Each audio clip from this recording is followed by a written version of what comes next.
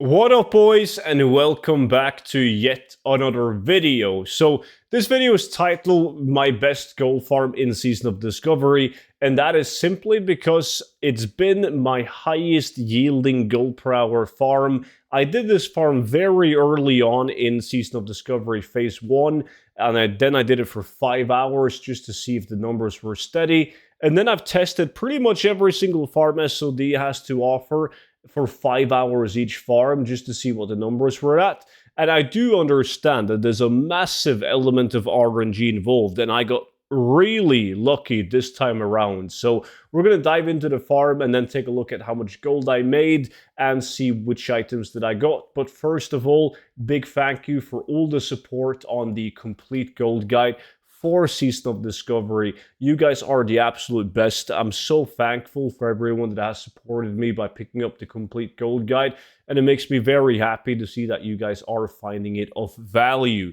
Now, speaking of value, whenever you pick up the gold guide, you will get every single update that I do to the gold guide completely for free, sent automatically to your email. So now that we're stepping into phase 2, I'm updating the gold guide with the best gold farms for phase 2, and I'll do the same thing for the up and coming phases of Season of Discovery. So if you think that sounds interesting, you can find it linked down below in the description. Now, the farm that I did again for 5 hours, like 7-8 weeks later, is this beautiful farm right here in the wetlands, which pretty much involves killing whelplings in wetlands. Like the entire eastern part of wetlands is filled with whelplings, and you want to kill these for a bunch of different reasons. Like, these whelplings can drop you large fangs, which is used for rage pots in phase 2.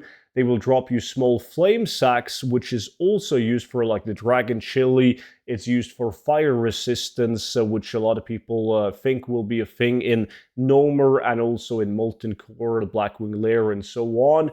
They also drop a pet, the tiny crimson whelpling.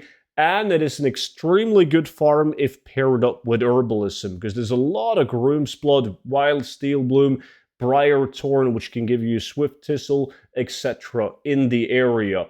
And the mobs are also at a comfortable level, so any class can do this farm. You can even do it if you have mining, because there's a lot of veins alongside the mountains. If you have skinning, you can skin the mobs and make a lot of gold in that as well. So overall, it's just a great farm to do. Now, most of you guys will already know where this farm is located, but it's right here in wetlands, and this entire eastern part right here in wetlands is filled with these whelplings. Now, I'm going to show you guys how much value I have on the auction house and all the loot that I did get. And yes, I was lucky this time around.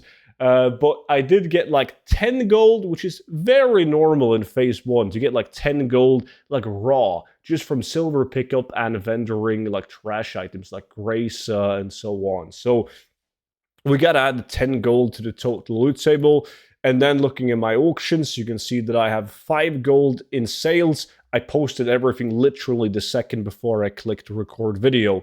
And 98 gold in value on the auction house. So that means with the raw gold, the 10 raw gold and everything that I've sold and have on the auction house, I have roughly 114 gold in 5 hours, meaning that I made almost 23 gold per hour doing this farm for 5 hours, which is really strong and way higher than I've averaged on the other farms that I've done 5 hours of. Now, when we talk about loot, the negative thing about this farm is that the mobs are so low level that whenever you get BOE items like greens and blues, they're typically very bad, right? So you can get like forest leather bracers and some greens with good stats that will sell fast, so it's still worth to put it up on the auction house over vendoring it, but there's nothing really fancy in terms of BOEs. Now, I had herbalism on my druid doing this farm, so a lot of the value is from like all of these herbs that I picked up.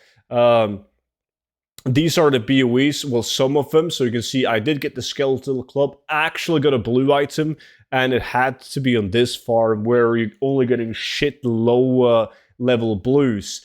A bunch of a bunch of green items right here. None of them are very good. And then I got some like large red sack. I got another bag as well further down.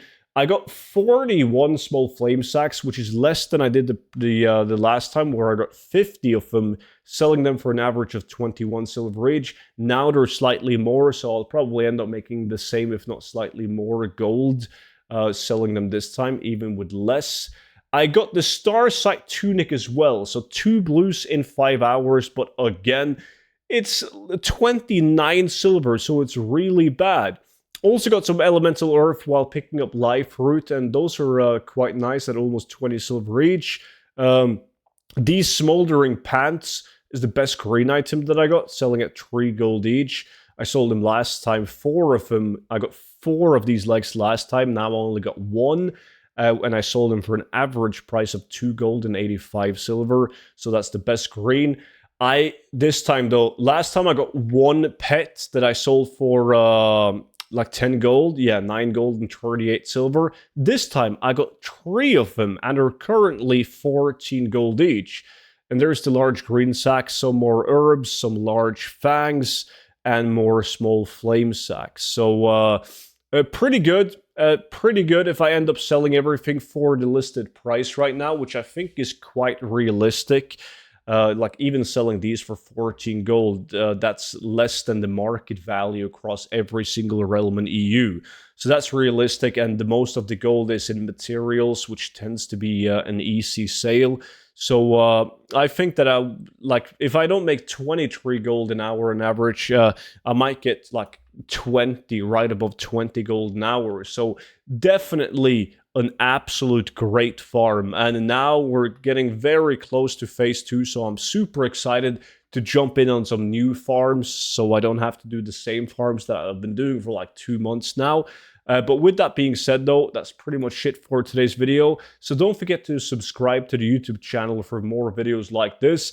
And you can always check out the complete gold guide for Season of Discovery if you don't have it already. Link down below. Thanks for watching, and I will see all of you guys back in at tomorrow's video. But until then, bye-bye.